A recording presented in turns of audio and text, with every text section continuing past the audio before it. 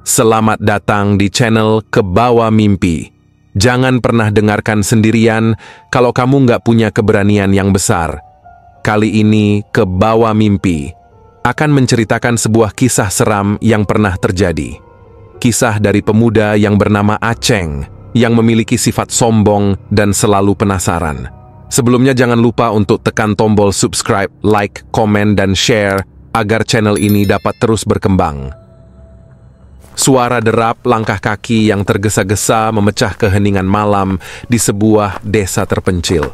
Malam itu, bulan purnama menyinari jalan setapak yang meliuk-liuk menuju sebuah rumah tua yang ditinggalkan oleh penduduk desa. Rumor-rumor mistis telah mengelilingi rumah tersebut, dan konon kabarnya rumah itu dihuni oleh roh-roh jahat yang haus darah. Seorang pemuda bernama Aceng, penuh dengan rasa penasaran dan ketidakpercayaan, memutuskan untuk mengeksplorasi rumah tua tersebut. Ia membawa kamera untuk merekam setiap momen yang terjadi, dengan harapan dapat membuktikan bahwa semua cerita-cerita itu hanyalah mitos semata. Aceng memasuki rumah itu dengan hati yang berdebar-debar. Gedung tua yang kumuh dan dibiarkan terbengkalai selama bertahun-tahun membuat atmosfer semakin menakutkan. Suara langkah kakinya terdengar bergaung di dalam koridor yang gelap.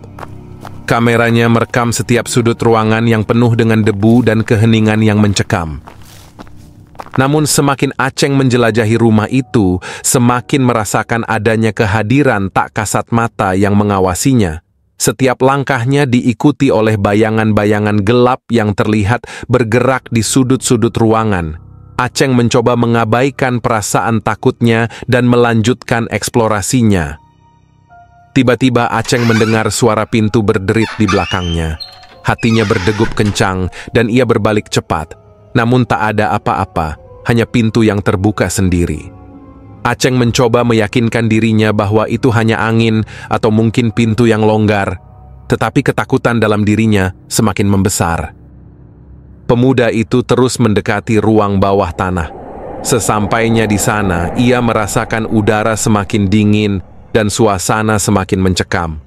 Aceng mulai berbicara dengan kamera, menceritakan perasaannya yang campur aduk. Saat ia berbicara, tiba-tiba lampu di ruangan itu mati, meninggalkan Aceng dalam kegelapan total.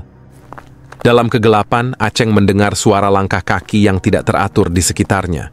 Ia berusaha menyalakan senter di kameranya, tetapi senter itu tidak berfungsi.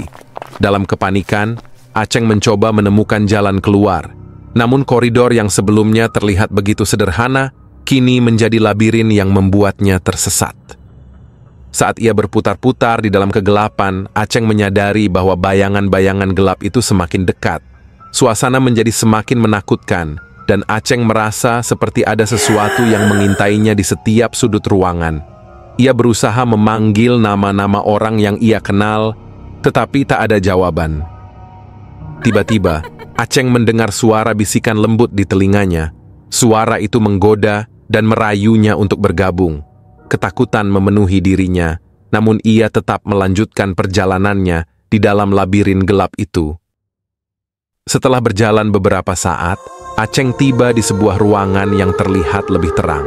Ia merasa lega sejenak. Namun kelegaan itu segera berubah menjadi kengerian saat melihat dinding-dinding ruangan itu dipenuhi dengan gambar-gambar wajah mengerikan dan tanda-tanda aneh yang terukir.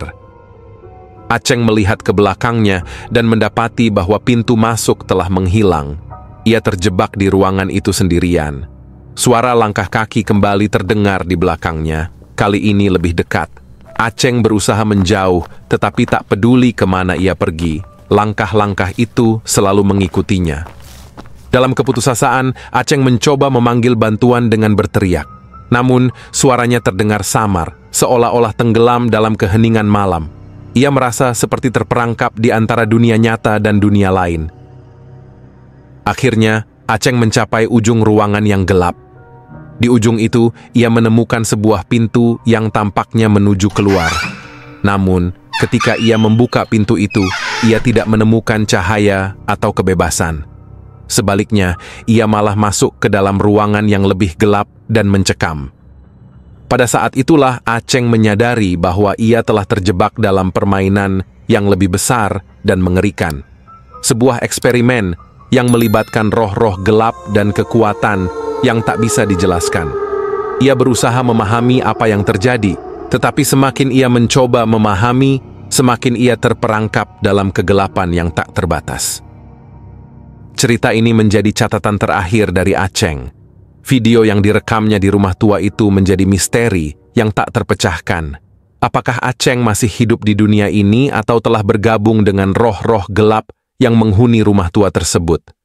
Itu menjadi tanda tanya yang menghantui siapapun yang berani menyelidiki kisah mengerikan di balik pintu kematian itu.